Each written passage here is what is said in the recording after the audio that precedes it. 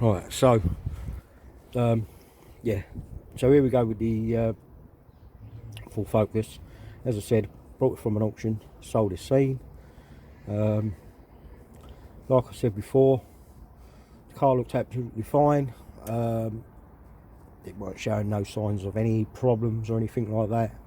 To be fair, it was quite a distance that I had to travel to come home in the car, and about 50 miles into the journey the all lights started to flicker and flash, and well, obviously you can well imagine I was absolutely gutted. But however, we are here, and there's no point getting depressed about it, is it?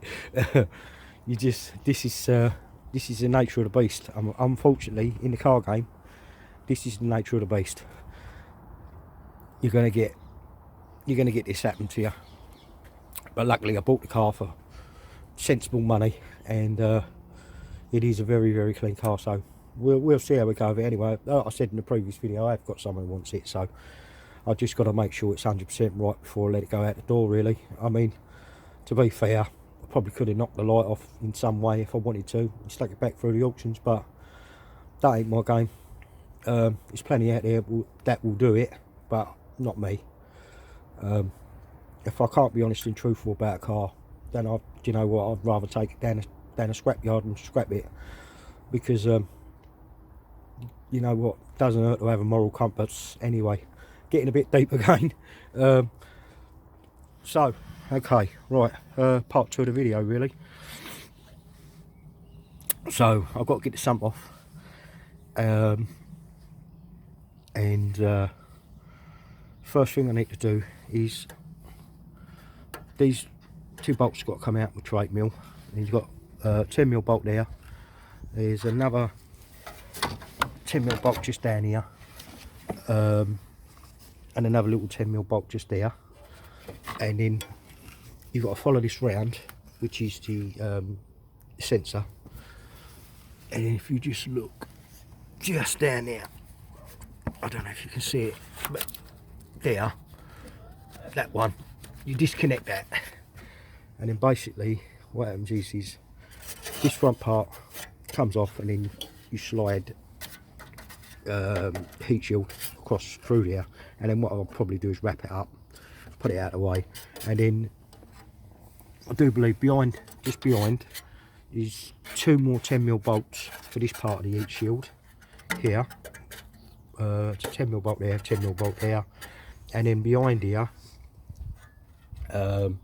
there's 4 bolts, and then what that does is obviously that releases the downpipe, because you're going to need room to get the sump off, and it's going to be fiddly.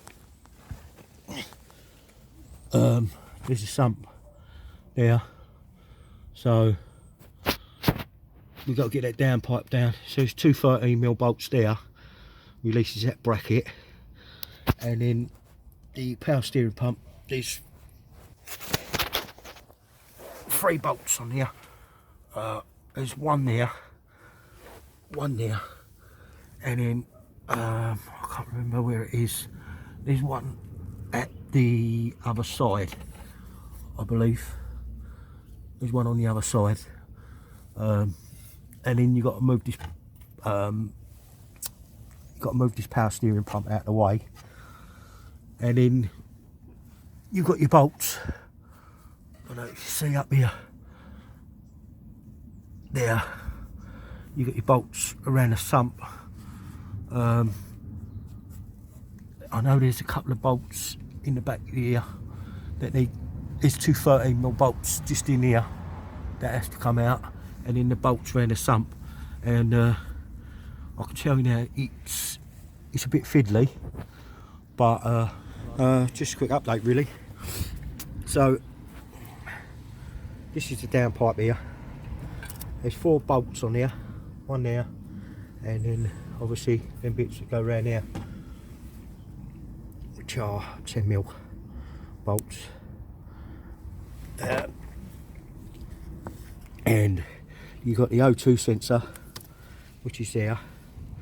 That goes round, and I don't know if you can just see it, there's a plug just there, so you need to disconnect that. and then follow it round, because the heat shield needs to come off of it. There's a couple of bolts down here that hold this part of the heat shield on, and then underneath you need to drop the, I'll go under and have a quick look just to let you see it. The aircon pump, there's 3 bolts on there that need to come off. There's a torque socket on the front. I'll have a look.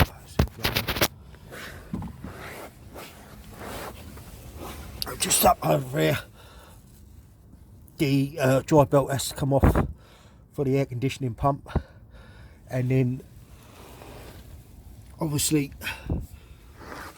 you've got your bolts that go around the sump, so we've got to get the sump off, and excuse me, the oil pickups sitting here roughly somewhere here, and that is, I think, the cause of the problem.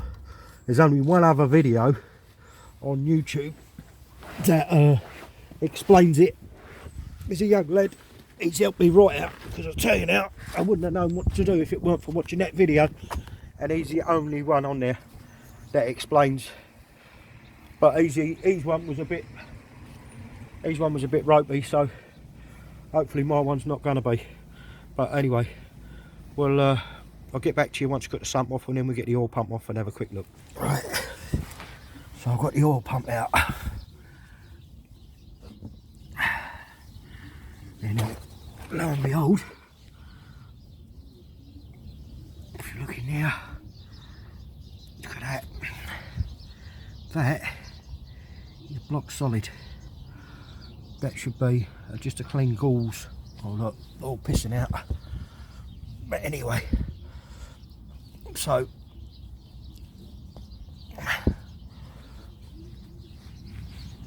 yep, so the oil pump's out and it's blocked. Don't know if you can see that very well. That's block solid.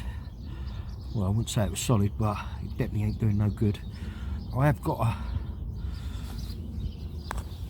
a magnet here.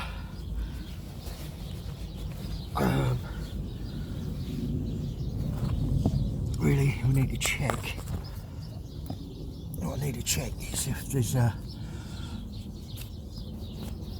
any metal filings in here, really. So, just gonna